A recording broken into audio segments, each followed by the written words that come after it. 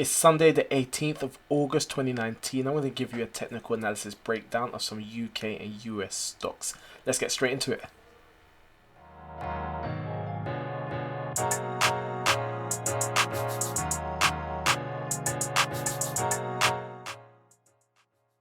Hi guys, it's Eni, aka the Noctrader, your friendly neighborhood swing trader, back again with another video. Remember to hit that like button, hit that subscribe button, and hit that alert button to get alerts on all my latest videos.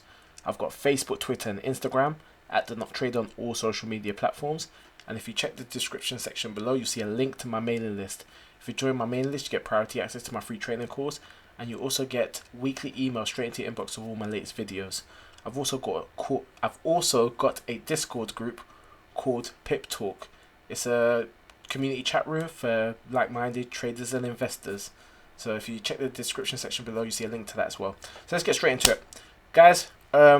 Last week I think I only had one technical analysis video, maybe I did two, but the most recent one, they were all shorts, especially for the UK stocks, and I just wanted to do a recap on those before I moved on, because I haven't really got any UK stocks that I want to analyze for this week, just because of the way the market's moving right now. So before I actually get into it, let me show you something. So if any of you are looking at your charts and you probably see something like this, I'll show you. Say see something crazy like this. So on Friday, apparently there was, well, not apparently, this was in the newspapers, there was like a glitch on the London Stock Exchange. So all of the stocks were just, I don't even know what was happening. It was just something crazy happened. I actually was in a trade, and it went from like -10 to -2,000 or something like that. I thought I lost £2,000. I was like, oh my gosh.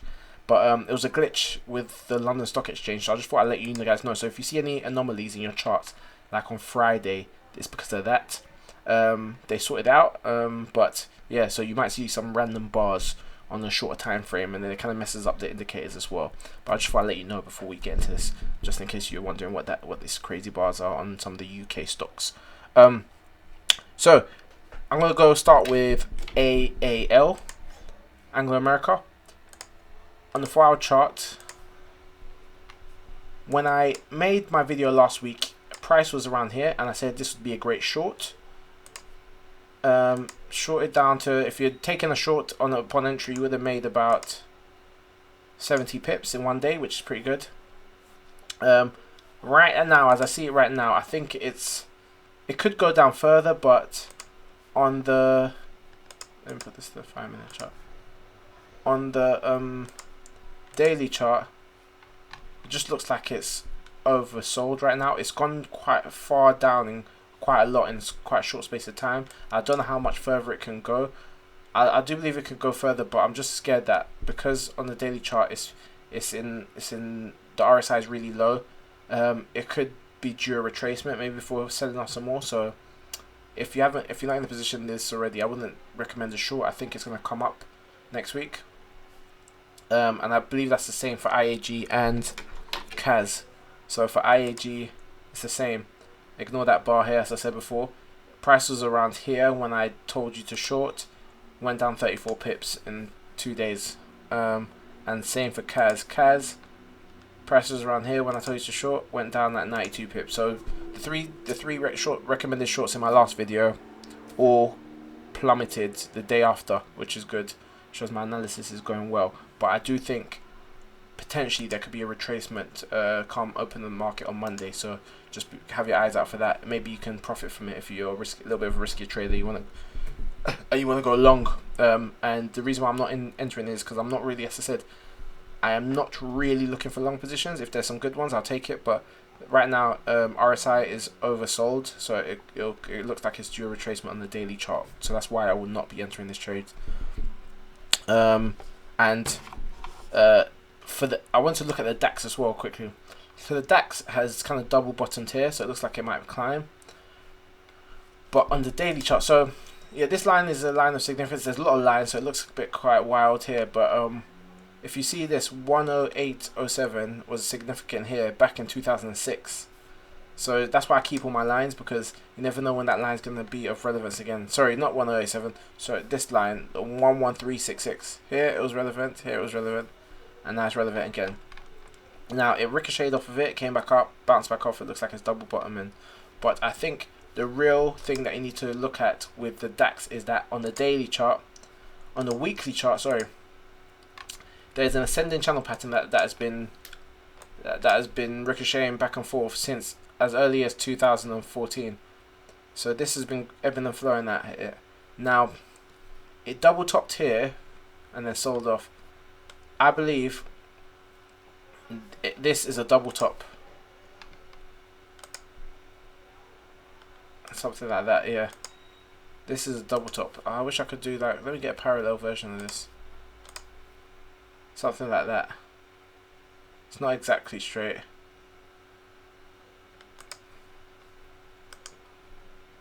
Maybe I'll just draw it on. I believe this is a double top. Yeah, something like that. I believe that is a double top, and it started selling off, and I believe it's going to sell off back down to the support line. So this is 105.50, something like that. So but this is weekly, so this may take up to 2 months, maybe it could take even longer. But I believe that price is going to start selling off up into October, and that's a good 1,000 pips that could be made if it's traded right. So I'm gonna go and take a futures position on DAX, a short position. Now this one's gonna I'm gonna have to ride out for a couple of weeks, maybe even 2 months, and I normally don't like to hold positions that long, but I really see a great opportunity, and yeah, I do think price is gonna find its way down to at least 10.50, and that could be a really big move for me if I'm correct in this trade. That's a good 1,000 pips if I'm right. And if you look at this, MACD, RSI, all telling me the same thing on a weekly chart, and on a monthly chart, same thing again. Price seems to have come up to a peak here in around February 18, been selling off, tried to recover, and then looks like it's about to do a second sell off again. The MACD especially, the MACD is telling me that price is about to sell off. This is kind of indicative of here where, I don't know, once you start using the MACD a lot, you start seeing some specific shapes that you've seen before, and they can kind of give you insight into what's going to happen next. If you look at around February 2012, it kind of gives me the same type of shape here. So this is where price is trying to, it's in the negative territory, and it tries to recover, but then it curves back down some more, and that normally means that it's come up a little bit, but then it's going to give you a little bit more red. So I think it's come up, it's going to give a bit more red, and I think it's going to carry on going down. So this is just my speculation, but I think I might be onto something with this trade, and if I'm right, this could be a really big move. But as I said before, it's all about timing entries. You don't want to be caught into a red position for a long time. So I'm not saying I'm going to enter this position now, but I do intend to enter this position at some point. And it's just all about timing it and seeing when the best time would be to enter that position, so that I'm not in a red zone for too long if I do enter a short. But yeah, I do intend to do that. Onto the US stocks. GUSH. I'm going to tell you, I took a day trade on GUSH last week and it worked in my favor. I need to check how much I made before I enter these trades. I entered it twice. I made, I think, 90 something the second time round. I think I made about 130 altogether, something like that, which is alright for one day into a day trade. What I saw was that I saw, once again, this support line, this descending wedge support line. Price was near it and it kind of found a bed. This is the 2-hour chart. I normally trade the 1-hour chart for ETFs. Basically, what I saw was that it was around here when I took the trade. So this is like entry of Friday. So MACD was about to cross. The RSI was oversold and was rising, so I thought, yeah, this is a great long position. I took a long position, exited intraday, so it was kind of a day trade.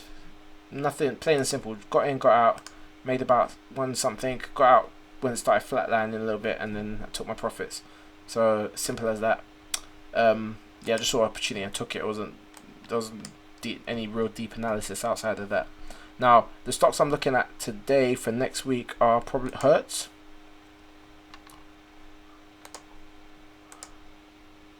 Hertz has been all over the place. as you can see from all the lines I've drawn on it. There's so many intricate patterns that have been displayed through Hertz, and Hertz is just an interesting stock in general. One line that I saw due to looking at Walrus, once again he's another technical analyst. He has some great charts. Check him out on his Twitter. There's this line that he identified, and I thought, let me piggyback off that and make it sound like I created it. I'm joking. I was giving him his dues. Yeah, so here is hit it. Old supports becoming new resistances. So this line, I'm just going to draw it here.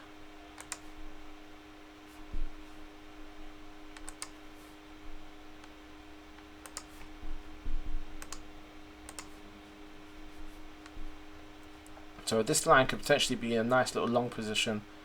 I said I wouldn't enter a long, but as I said, if I see a good one, I might enter it. This is a nice trade because, wait, let me go back to the daily chart.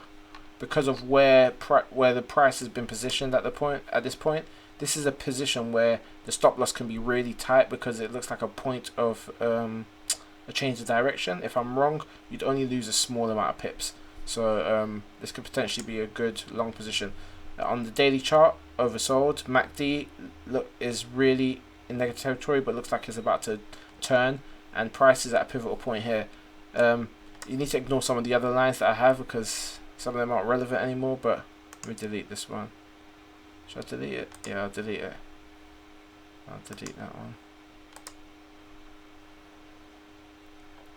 So yeah, this line is the one that we're looking at right now. Let me configure it so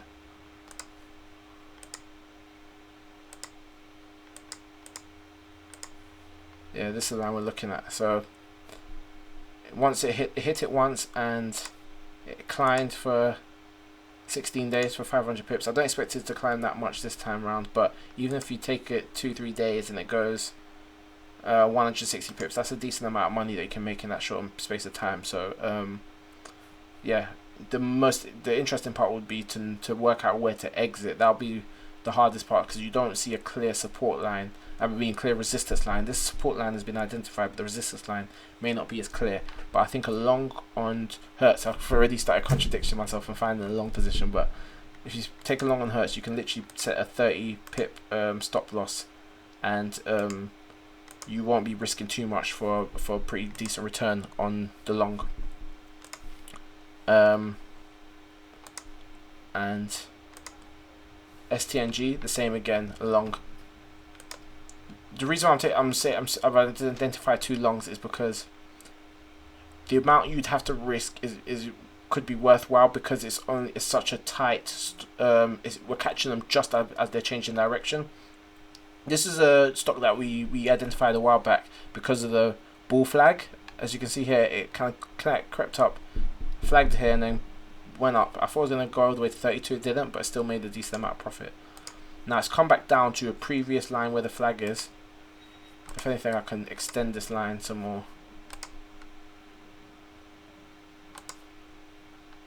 Yeah. So I believe this could be a point at which it can change direction. The 188 simple moving average on the daily chart is acting as a support and it's climbing up, which is a good bullish sign. MACD looks like it's about to curve up. RSI looks like it's about to curve up. This is a previous kind of support line where the bull flag was. So there's a lot of confluence that's telling me that it could potentially climb up, and it's already had a green day on the first day. So I believe that it could continue going up. And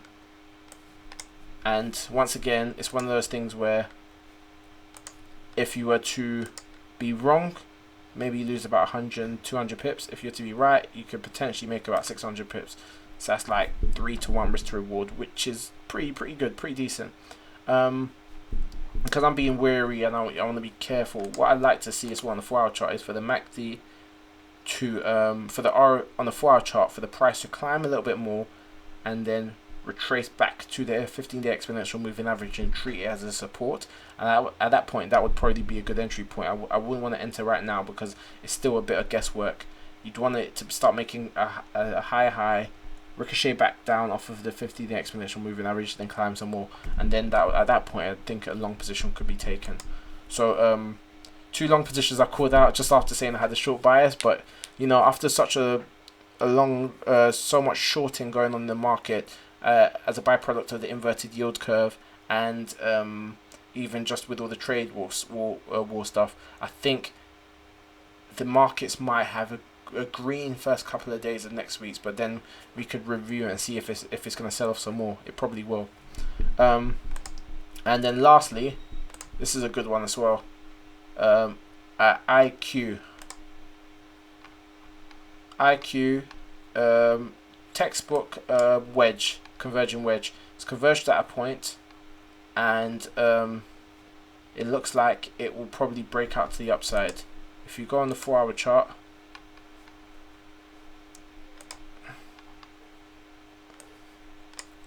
it looks like it will probably break up to the upside on this wedge, and this will probably happen next week. And the good thing about these type of converging wedges is that when it breaks out, it'll probably break out emphatically and then give quite a lot of pips.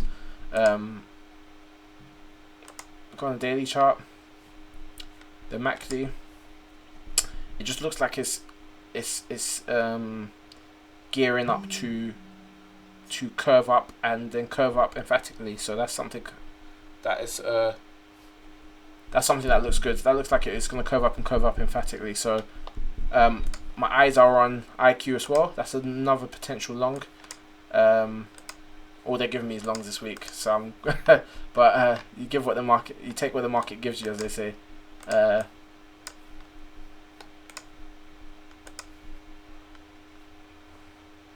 Yeah, so this is another one I'll be looking at. It's done it several times before. It always does great runs after it's kind of curved down, and I believe this will be another bullish move again. Let me check on the weekly chart if anything. The weekly chart doesn't really tell me much, but iQIYI is another one I'm watching. We can see what it might do on Monday, and if it tries to break out to the upside. So yeah, that's me, Any aka the Noctrader, signing out.